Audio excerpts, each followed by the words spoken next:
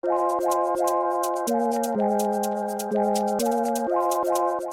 guys, today a little different. I want to take a look back and revisit our honeymoon to Tahiti back in September of 2021.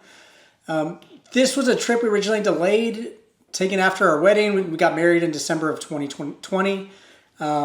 We thought by September everything would be kind of more normal and the trip, we could do everything we had planned. It was looking like that was going to happen until maybe about a week or so before the trip. And the local officials we saw started restricting what people were going to be allowed to do because of COVID kept having its ups and downs. And this was going to a stretch where they were seeing more positive cases. Thankfully, we were still able to travel there, but a few of the excursions we wanted to do were no longer an option going into it. So we thought about it and decided, hey, it's been something we're looking forward to. We'd still go, because we were staying in overwater bungalows. We would still have the opportunity to stay busy because we have that water access, go snorkeling, and just relaxing there. So we ultimately decided to keep our trip. So yeah, when we got there, we landed at the airport in Tahiti, and then we took a short little drive I think it was about 10-minute ride over to their ferry port. There's going to be several ferry times throughout the day, and then we waited a little bit, but when it was our time, we hopped on. And I don't remember the exact time, but I want to say my best guess was about 45 minutes for that ferry. Once we get the ferry got going to get over to Moorea. Originally, I really had my sights set on going to Bora Bora, but the more we looked at it, it was going to add more travel time to the trip, and it was going to be a bit more pricey. It was going to cost more, so probably we could have spent the same amount that we did spend on Moorea, but stay for less days. So my wife talked me into let's just go and stay in Moorea and get a few more days in that trip rather than if we had gone to Bora Bora, which I think ultimately was probably the right decision at the time. So this ferry it's pretty large. It's going to have plenty of seating inside, and it was really just a smooth ride over. So for this trip, we booked it through Costco Travel. I looked at a bunch of different options, whether doing it through Costco, booking it separately. Ultimately opted for that. I think it just gave us the best package overall for that at the price I was looking to pay. It included the one I got, a number of them, but the one that I opted for was a 10-night stay at 2 resorts. We broke it up 5 days apiece, and I'll be showing you that here in a little bit. Some of the packages included, a lot of them just had breakfast included. But as I looked more and spoke to some people there with Costco Travel, I was able to find one that was only a little bit more money than just with the breakfast. So this one had breakfast and dinner at both of the resorts included. And that was ultimately ended up being the smart decision because at both of the resorts we stayed at, I don't have the exact price at the top of my head, but easily it could have been over $100 a night more just for the dinner. So we saved quite a bit with that package because it ultimately, for the entire stay, it was maybe a couple $100 rather than looking at the extra $100 each night. So I know not everyone drinks alcohol, but a tip I did want to make sure I shared was if you do and you're looking to save a decent amount of money, there's a couple of options that you can consider. So the first option, and one that we did, was you can purchase alcohol at the airport duty-free shops before you get on your flight to Tahiti. And there's also, I believe, a duty shop that has alcohol once you land in Tahiti. Double check on that. I did a quick search. It looked like they do. You're probably going to have a lot more options if you do that in the States before going over. But if you do it like we did at the airport, LAX, they bagged and labeled it, so we can't open it until we get there. The other option is if you're getting a car or you're going to get a ride, taxi, etc., you can have them take you to some of the stores nearby. A couple of ones we went to did sell alcohol. So it's going to vary on their selections. I know the first one had the better selection that we went to. The second one was very limited with the options, but they're going to have some options there in Moorea, some of the stores with liquor and wine options to go and get that. So it's going to save you considerable amount of money doing that. With our trip in particular, it helped us because we drank a bit because ultimately we couldn't leave the resort because of the COVID restrictions. So if we weren't snorkeling or just relaxing, we had a glass of wine or I had a cocktail. So it just made sure that, it didn't add a ton to the cost as well. So in Moorea, we ended up staying at the 2 resorts that I talked about for the 10 nights. The first stop in the resort that we stayed at was the Sofitel Kia Ora Moorea Beach Resort. Here we stayed in one of their overwater bungalows. So you can see here, don't have anything inside, but you can see just the situation of how the rooms are situated. Our room had a view through the floor here that we goofed off a little bit with to see the water underneath while in the room. So you can see some of the fish or the things down below, or people in this case. It also had a little patio area that had some covering, and then just below that there was an uncovered area with a chair to lay out. There's also then from our bungalow, there's going to be some stairs that lead down to the water. So straight from your bungalow, which is nice, is you can get right into the water and back up whenever you wanted to. So that made it really great. In the water here, there's going to be tons of colorful fish right off the bungalow. So didn't even have to get in the water to see a lot of these colorful fish. But I do recommend getting in the water, take some snorkeling gear, get some there, and just swimming around. There's going to be tons of different types of reefs. You can swim and look around. So many beautiful types of fish. And then here I was lucky and I got a cod of a ray and I got to swim with it for a couple seconds, which is they're so graceful, and it was a great experience that I got to do. So the Sofitel Resort is very nice. It's got a mix of overwater bungalows. It's got as well as some garden view rooms on land.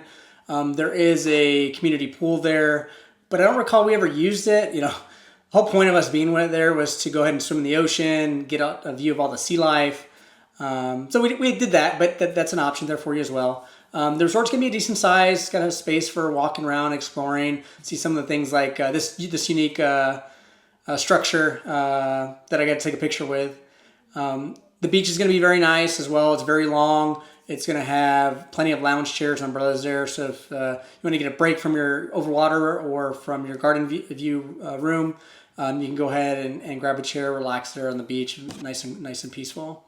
Here the resort's going to also have some paddle boards and kayaks to use. You can paddle around if you want to explore, just like we did here. Got a kayak and we kind of paddled around for a bit like we did. When it comes to the food, it was all great. Breakfast and dinner, like I mentioned, were included as part of our package, and it just worked out great. Like I mentioned earlier, just with the savings and not having to worry about that added cost with dinner each night. Really enjoyed the dinner and the fresh fish that was available. Probably every night, if not almost every night, I definitely had the tuna, which is really good. And overall, all the staff were just really great to us. So after our 5 nights here at the Sofitel, we got a ride over to the Hilton Moorea Lagoon Resort. Before we went straight there, though, we stopped at one of the stores to refresh our liquor, wine inventory for the second half of our trip. So that came in handy. So at the Hilton Resort, we stayed in an overwater bungalow. Originally with our package, I booked a garden bungalow with a pool. I was looking to save a little bit on the total cost of the trip. Things were different a few years ago, funds-wise, and we were building a house, or looking to build a house. So looking to save up the money, so saving a little bit there. Thankfully, the staff at the Hilton upgraded us to an overwater bungalow because back then I was traveling a bit more for work, and I had Hilton Diamond status at that time. So couldn't thank them enough for doing that. Just because the overwater bungalow, it's definitely the way to go if you're going to go all that way and do that type of trip. So we lucked out. So I'm glad it worked out the way it did. But if I do it again, I'll definitely make sure I book those overwater rooms. The overwater bungalows here are going to have a large section by the water to lay. See the sea life. It's going to have stairs as well, so you can get straight into the water. So something a little different about this resort here at the Hilton was tons of blacktip sharks that come near the restaurant. There's a restaurant kind of in the middle of the overwater bungalows, and at night you tend to see them a lot more coming near the resort. We did see them come by during the day, as you can see here in this video that I got. We were just hanging out in our bungalow and we got to see the shark in this particular instance kind of swimming around. after they had told us that usually they don't come by during the day. Ended up seeing that one, but they seemed, pretty calm. Because I did swim out by myself, kind of, pretty far out, because if you get a little bit away from the resort, there's going to be some larger reefs there that you can it's kind of like I don't want to call it a corn maze, but kind of how like you kind of have to go around a certain path. So here it gives me that impression of kind of like that corn maze where you got large reefs where in some spots you can swim over, in a lot of instances you got to swim around. So we did that, or I did that. My wife wasn't in a hurry to get all the way out there. And I don't know if you can see it here. I'll pause. I'll do a pausing of the video. I stumbled upon a couple sharks that were swimming out there. I did catch one, but I didn't see there was another friend out there. But I'm assuming they saw me and they just left me alone. So they kind of stayed at a distance, so it was okay. Also at the Hilton, I did see some rays. They gave us a nice little kind of dance here. You'll see in a second while I was flying the drone. I didn't get to swim one like I did at the Sofitel, but we did get to see a couple eels up close. Which was interesting. We saw a couple on the water exploring, and then we saw one where we got to be on our bungalow on that platform. We got to see one there, and wow, they're pretty massive, and I didn't realize how big those things were. So yeah, it's pretty interesting. So both of the resorts are going to have spas. We only decided to get a massage at the Hilton on our second stop. In there, they have a nice area. The tile in there inspired one of our bathroom tiles that we ended up doing because we started building a house later that year when we got back. And my wife really loved it and just inspired kind of one of the bathrooms that we have in our new house. So that's kind of a nice little touch that we brought back. There's going to be a different variety of different room types here. Like, for example, the ones that originally had booked was the garden view bungalow with a little plunge pool. They're going to have bungalows that are over the beach where then the patio area you can get in the water. And then it's going to have the overwater bungalows that ultimately we were in. There's going to be a couple restaurants here, and it's going to differ. Obviously, we were there in COVID, so much different from probably what it is currently. But they did have one restaurant that had the breakfast buffet in the mornings. And then they had another one on the beach that served lunch and dinner options. And then they also have a restaurant that I mentioned earlier where you can see the blacktip sharks swimming underneath. And this one's going to specialize in crepes there over the water. So you can enjoy that and look at the sharks as you're enjoying that. So not sure what the availability is now of all these now that, we're beyond COVID times. But that's how it was when we were there in 2021. So we really do want to visit Tahiti again and explore the island next time just because we weren't able to do it because of the circumstances, what was going on. Who knows, maybe even next time, maybe get out to Bora Bora. We just celebrated our 5-year anniversary, so maybe in 5 years from now, maybe we go out there and celebrate our 10-year anniversary. Who knows, but it's something to be excited about, the possibility of going out there and maybe kind of exploring a little bit more of that area, Moorea, or like I said, Bora Bora. That's going to be my thoughts on Tahiti and Moorea. As good as my memory can help from four years ago. This trip is it's going to be great if you enjoy the water, especially better if you want to swim around, experience all the reefs, the vibrant colors, all the fish. Definitely the fish are not shy, and a lot of them will come up and get next to you, as you can see, as you saw in some of what I showed here along the way. So it really was a great experience, and I highly recommend it.